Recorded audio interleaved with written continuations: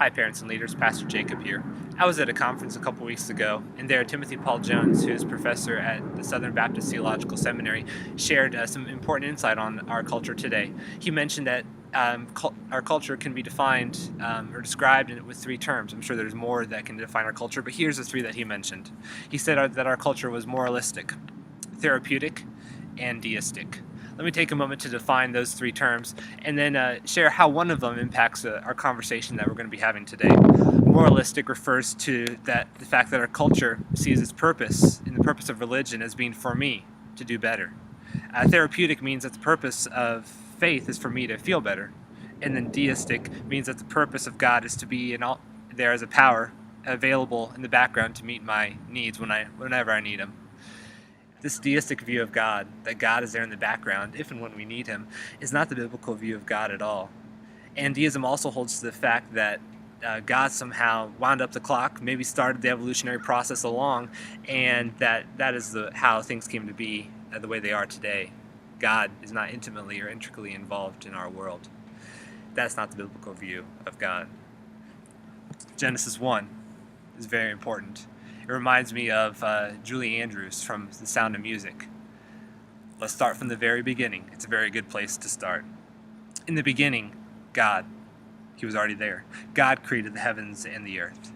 You see, this is very important for kids and students in our culture today to understand that God is the unmoved creator, that he was there, has eternally been there, and that he is the one who made everything come into existence. If we hold this evolutionary view that matter's always existed, it allows for decay and death and disease and illness and for all sorts of sin and wrong to have always been there. And so, of course, we're going to ask, if we hold that kind of view, how can a God, you call him a good God, how can he allow these types of things? Well, things were always not that way, is what we need to tell our kids. Because Genesis 1:31 says this: "And God saw all that he had made, and behold, it was very good." And so it's this truth that God is creator of everything out of nothing, and that he is good, and that his creation was made good. That Ken Ham argues in his book Gospel Reset that that's the place we need to start. Ken Ham is the founder and CEO of Answers in Genesis. And he makes a good point that we don't live in an Acts 2 culture. Peter in Acts 2 is able to assume, as he preaches to the Jewish people, that they understand that God is creator. And so he's able to go right to sin and their need for Jesus. Paul, when he speaks to the Stoics and Epicureans, don't have the same understanding of God that the Jewish people did in Acts 2. So in Acts 17, Paul has to go back to talk about God as creator. That God, who made the world and everything in it, does not live in temples made by human hands. He's not served as if he needed anything, because he gives life, breath, and everything else. Then he's able to move from God being creator to our need for the Savior, Jesus Christ. It makes sense. Think of the words reconcile, restore, redeem. They all have the beginning re, that something was the case, not anymore, but that God is working to restore it, to bring it back to where it was. Reconcile our relationship with God.